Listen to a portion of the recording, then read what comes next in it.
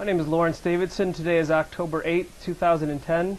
I will be interviewing Stephen McGinnis. This interview is sponsored by Soldiers to Scholars. Please state your full name. Stephen McGinnis. Where were you born? Springfield, Pennsylvania, Delaware County. Grew up there? Grew up there, went to high school there, and then came here to Westchester to college the first time. Family? I'm the youngest of 5. I got 2 brothers, 2 sisters, and then 6 nieces and nephews. What did your parents do growing up? My father worked at Verizon. He started out there driving a truck and fixing lines, and then retired as an accountant. And then my mother was a housewife, took care of all the kids. Were you active in youth in terms of sports, or what were your interests? I played sports all the time. You couldn't get me inside. I was a soccer player, baseball player. I swam all through high school, played soccer in high school. I was always outside. I loved the outdoors. What was your community like? It was. I went to Catholic school, and I hung out with most of the kids that I went to school with. Played street hockey all the time. Pretty, and I mean, a nice neighborhood. Very friendly. Any military in the family? Or? My father was in the Marine Corps. He was in from 1968 to 1970. He did a tour in Vietnam. Did you guys talk about the military in your house, or did you play war, or what was kind of the? We would talk about it. He would talk more. He would never get into the details of Vietnam, but he would talk about a lot about Parris Island, where he went to boot camp, the guys that he knew. He went in with a bunch of kids from the neighborhood, so it was more of a group thing that they all did together. Was he born and raised in the same neighborhood as you guys? No, he was born and raised in West Philly.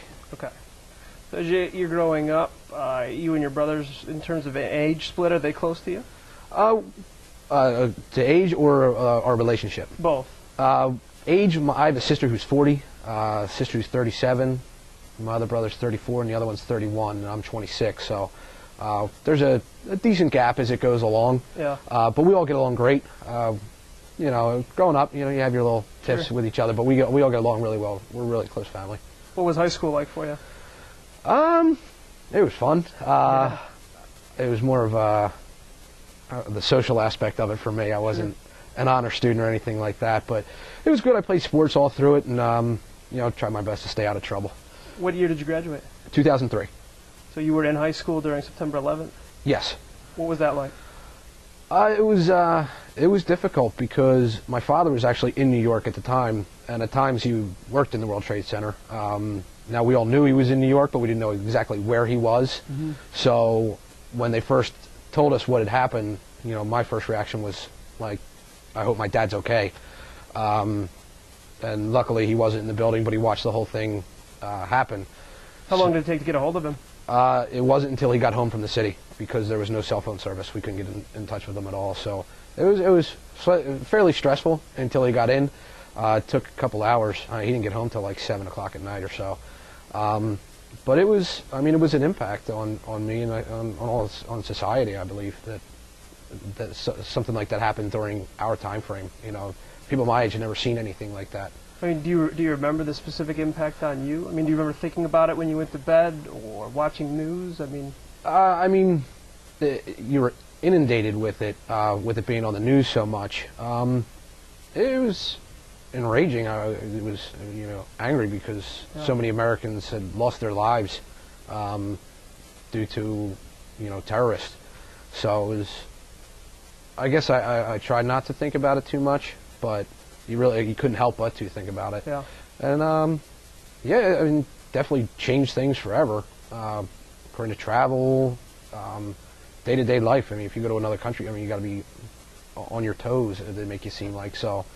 Did it change your path as you started to draw towards the end of high school? Not at the time. I was dead set on going to school, and like college was what I was supposed to do. What did you want to do? I was going to be a history teacher, but after being here for a little while, and so you left high school in 2003 and came right to Westchester? I came right to Westchester and started my undergraduate program in the history department. I did 2 years here, and I realized that I wasn't ready for the responsibility of college. And I always thought about joining the Marine Corps. It was always something in the back of my mind, and I realized that if I wait any longer, I won't have that opportunity, and I never wanted to look back and say, you know, I wish I had done that. Where'd that desire come from? You're talking with your dad or seeing his experiences, or? I think a little bit of that.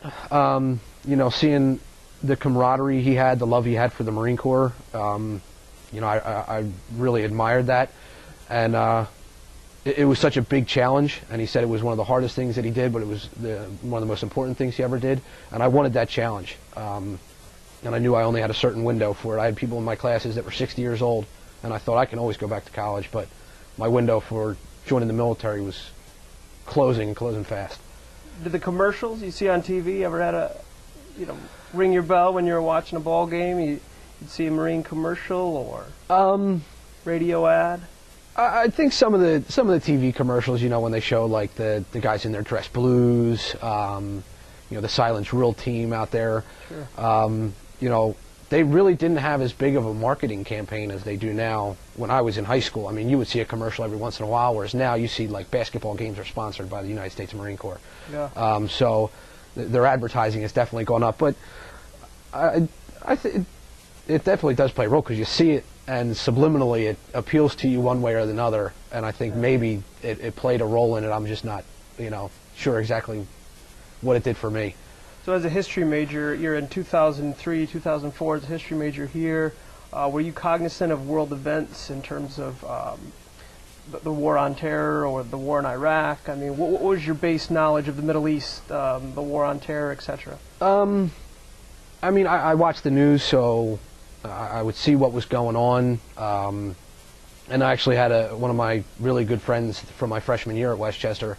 He left and joined the Marine Corps, and he came back and did a tour while I was in so I would talk to him and ask him questions about it, and he really filled me in on what was going on over there. Yeah. And then I signed up the following September.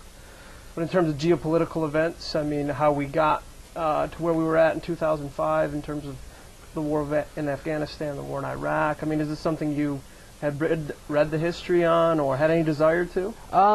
You know, I'll be honest, I really didn't read up on the history of it. I knew from what I saw on TV, you know, the stuff that the media was telling were, you know, weapons of mass destruction and, you know, that Al-Qaeda is all over the place, and that Americans were dying fighting over there. So that was pretty much the extent of my knowledge of what was taking place in the Middle East. So did you go to a recruiter station or did they find you? I went to the recruiter. I walked in and I told them, hey, listen, I'm not 18. I'm college educated. Let's skip all the trying to get me in here. I'm interested. I want this job. I want to be a Marine. Let's do this. And they said, well, we might not be able to get the job. I said, fine, I'll go back to What was the job you wanted? Combat correspondence. So I told them I could go back to school if I want, so I'm here right now. I'm willing to sign. So they did the work for me and got me signed up. Just like that? Yep. It only took about a week for me to get it done. Is that right? Yeah. So I signed up in September. I finished out my last 2 semesters at Westchester, and I left for boot camp June 1st. So you did the fall 2005, spring 2006? Yes. And then went right to Paris Island? Went to Paris Island on June 1st of 2006. Talk a little bit about that. It's boot camp is a different world. Did you prepare yourself physically? I mean, physically, yeah. I mean, I was out running, doing, you know, pull-ups, sit-ups, yeah, crunches, just the stuff that you know, my recruiter told me would help me there, and then just asking my father, you know, what can I expect to go through. Now, he went through in '68, whereas now it's, you know, it's changed dramatically since he was in. But, you know, I had him help me with preparing my mental state, where I went and just got my physical Sure, fitness in and got ready to go. So. Were you ready? I was in good shape. I don't think, no matter how ready you are, you're never going to be in good enough shape. They're going to break you down one way or the other. If you can run 5 miles, no problem, then they'll have you run 10 miles. So, did they shape you up? I mean, I definitely looked a lot different. I thought I was in good shape, but I was in great shape by the time I got done. Were you nervous on the way? Yeah, oh yeah. You know, when you drive in, they make you cover your eyes, and they drive around the base to disorient you, and when you show up, the DI jumps right in the bus, and the shouting begins, and it doesn't stop for 13 weeks. You didn't have the idea that I know what's coming, so I'm a little more comfortable, or what? I think I had a little bit of that. I think that actually made me more nervous because I did know what was coming. Yeah. It wasn't, I had no preconceived, it wasn't like, okay, well, I have no idea what's coming. It's like, this